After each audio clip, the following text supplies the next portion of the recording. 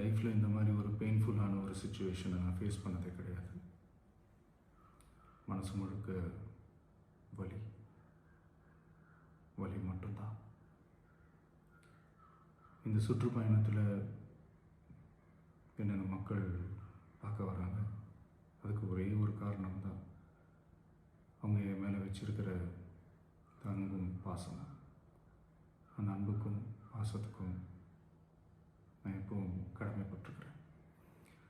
அதனால தான் இந்த சுற்றுப்பயணத்தில் மற்ற எல்லா விஷயங்களையும் தாண்டி மக்களுடைய சேஃப்டி, அதில் எந்த காம்ப்ரமைஸும் பண்ணிடக்கூடாதுன்றதுக்காக தான் அது என் மனசில் ரொம்ப ஆழமாக இருக்கும் அந்த எண்ணம்.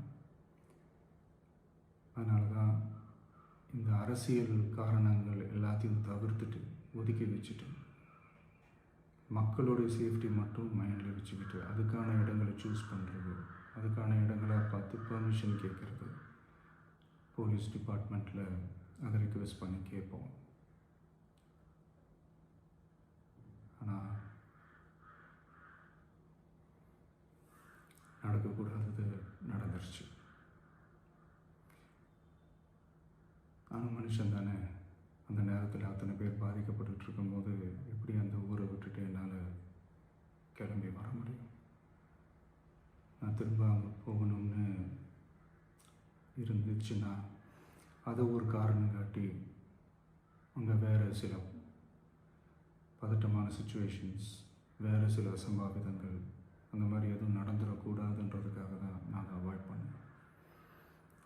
இந்த நேரத்தில் சொந்தங்களை இழந்து தவிக்கிற அத்தனை குடும்பங்களுக்கும் என்னுடைய ஆழ்ந்த இரங்கலை தெரிவிச்சுக்கிறேன். எனக்கு தெரியும், என்ன சொன்னாலும் இது ஈடேயாகாதுன்னு எனக்கு தெரியும்.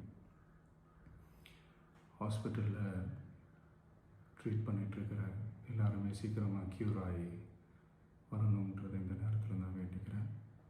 கூடிய சீக்கிரமே உங்கள் எல்லாரையும் நான் சந்திக்கிறேன்.